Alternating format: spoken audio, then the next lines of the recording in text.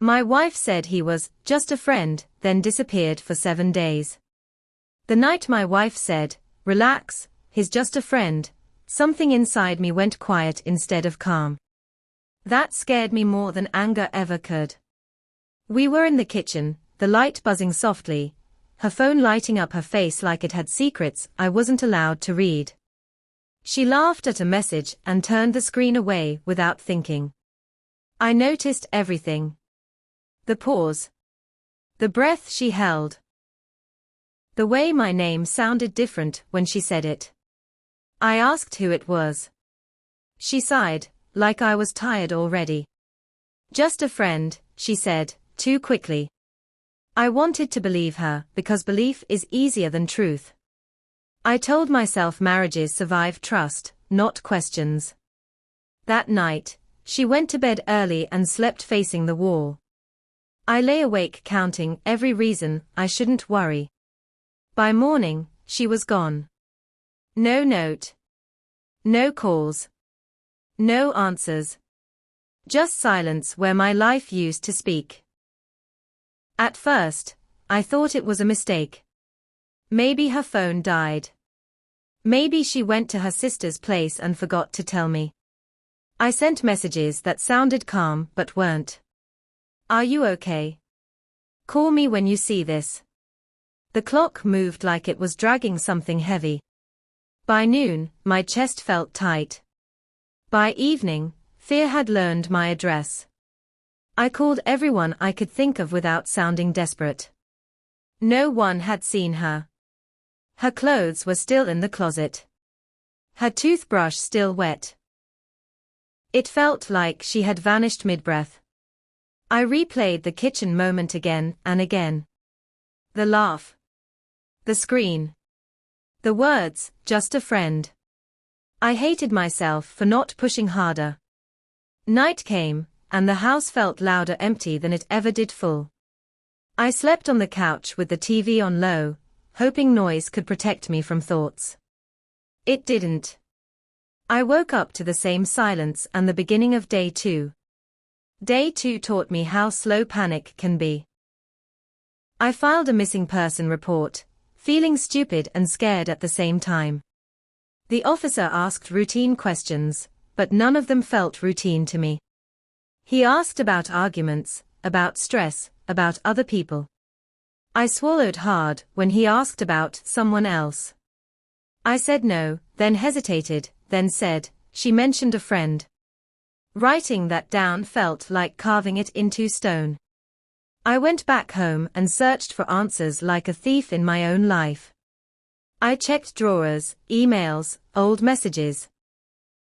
I found nothing clear, only fragments that made sense if you wanted them to. A new password. Deleted chats. A receipt from a place she never mentioned. I told myself not to jump to conclusions. Still, the house felt like it was holding its breath.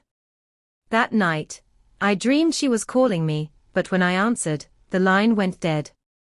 On day 3, rumors started forming in my head. They were loud and cruel. I went to work, but didn't work. Every sound made me look up.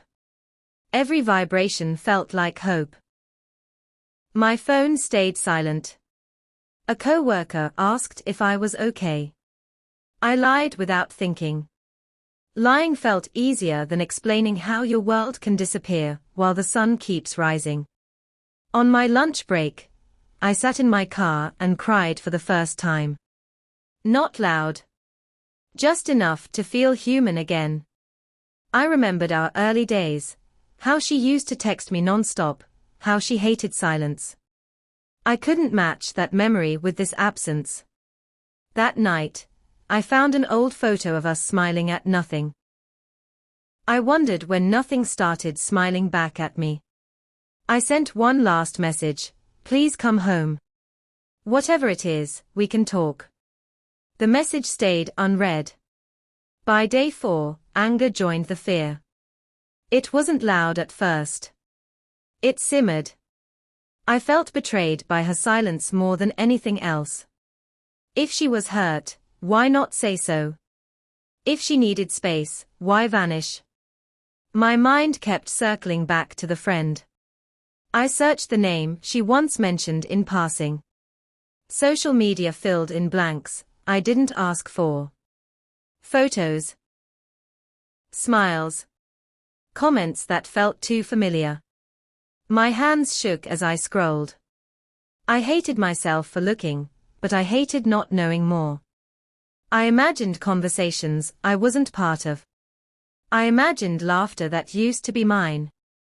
That night, I didn't sleep at all. I sat in the dark, listening to the fridge hum, wondering how love can leave without packing its bags. Day 5 broke something in me. I stopped expecting the phone to ring.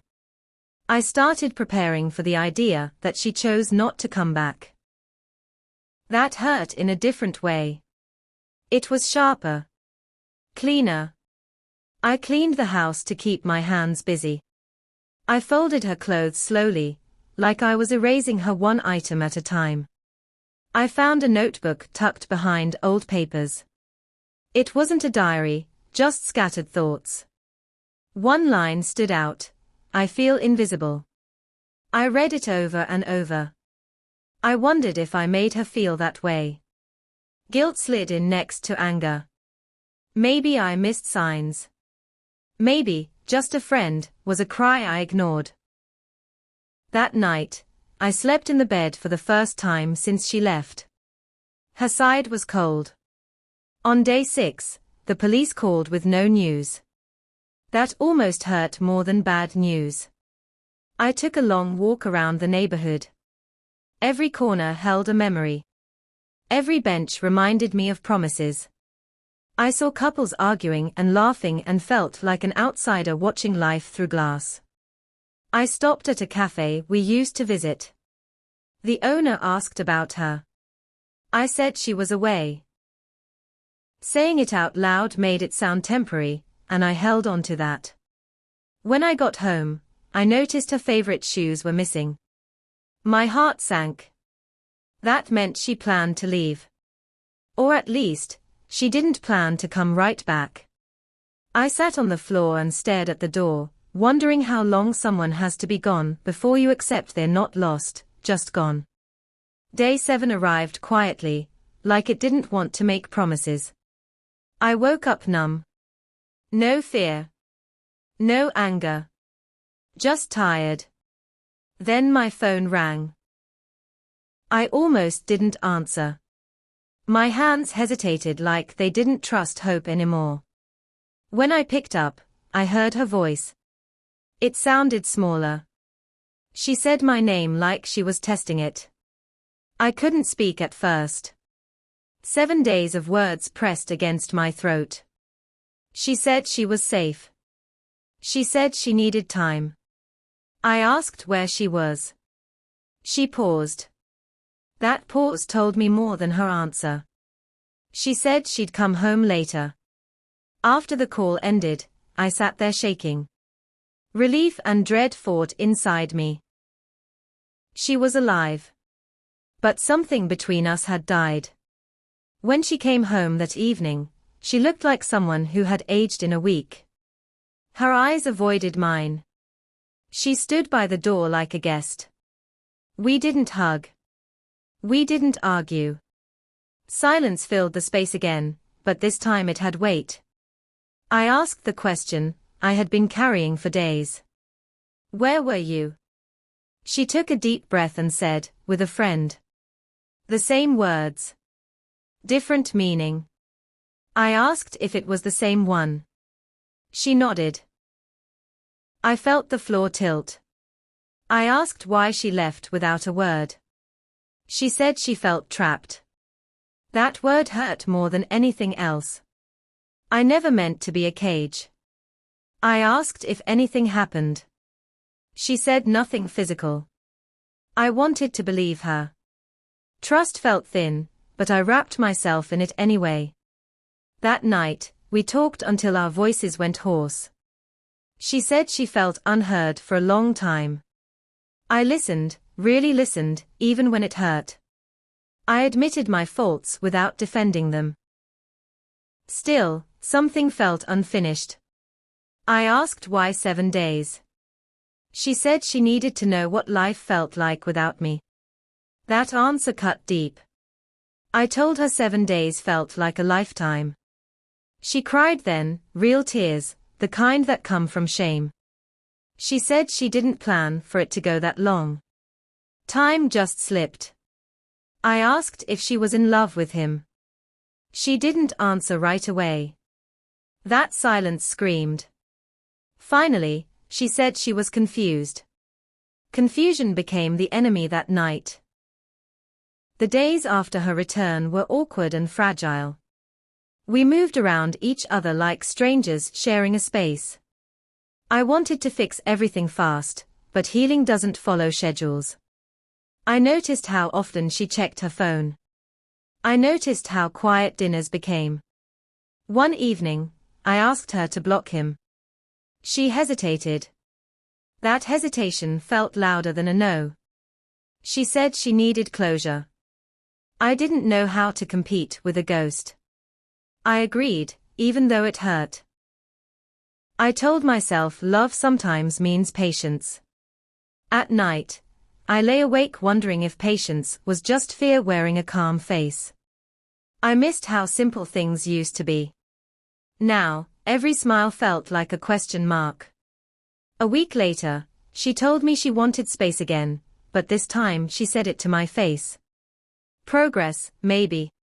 She stayed at her cousin's place. I didn't beg. I didn't chase. I focused on breathing. On work. On rebuilding parts of myself I had ignored. I started writing, putting thoughts on paper instead of letting them eat me alive. I realized how much of myself I had given away without noticing. Space gave me clarity. I wasn't perfect, but I wasn't the villain either. I deserved honesty. I deserved respect. For the first time, I asked myself what I wanted, not just what I was afraid to lose. She came back calmer this time. Different. She said she cut contact with him. She showed me messages as proof. I appreciated the effort, but trust doesn't rebuild with screenshots.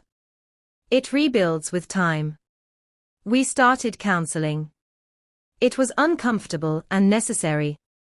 We said things we avoided for years. Some sessions ended with hope. Others ended in silence. I learned that just a friend had been an escape, not a person.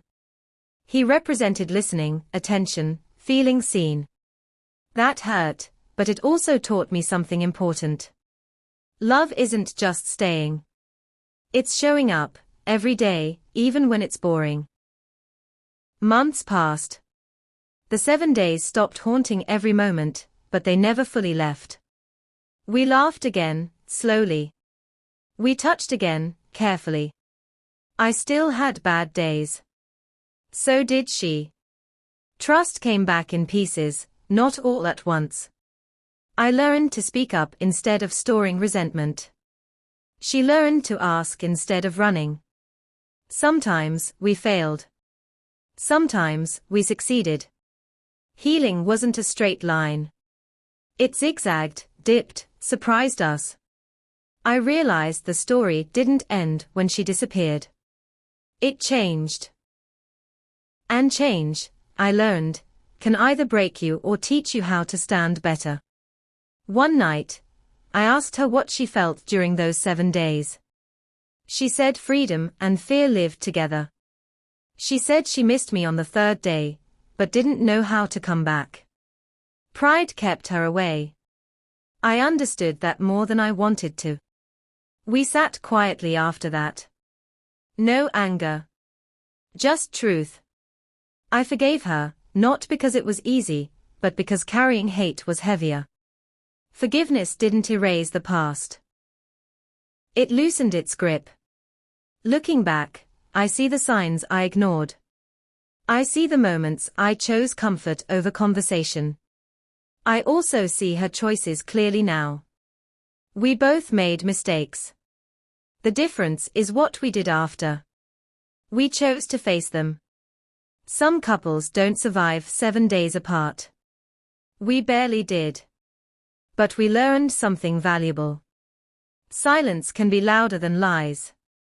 And just a friend can be a warning, not a sentence. Today, when I hear that phrase, my chest still tightens a little. Trauma leaves echoes. But I don't live in fear anymore. I live in awareness. We check in with each other. We ask hard questions early. Love became work, but good work. The kind that builds, not drains. I don't know what the future holds. No one does. I just know I won't ignore my instincts again. If you're reading this and living in that quiet fear, listen to it. Not with panic, but with courage. Ask. Speak. Demand honesty. 7 days taught me that waiting in silence can cost you more than speaking up ever will. My wife and I are still together. Not because the story was perfect, but because we chose to rewrite it. Every day is a sentence. Some are messy. Some are beautiful. All are ours. The house feels full again, but different. Stronger in some places. Weaker in others. That's real life. Love isn't a straight road. It's a series of choices made when no one is watching. Sometimes I still remember the kitchen light buzzing, her phone lighting her face. I wish I could go back and say more. But life doesn't rewind. It only teaches. 7 days changed me. They taught me that love needs honesty like lungs need air. Without it, you suffocate quietly. I don't hate the friend. He was a mirror. What I saw there hurt, but it helped me grow. Our marriage isn't perfect now. It's honest. And that, I've learned, is better. She once said, he's just a friend. 7 days later, I learned the truth. Not just about her, but about myself.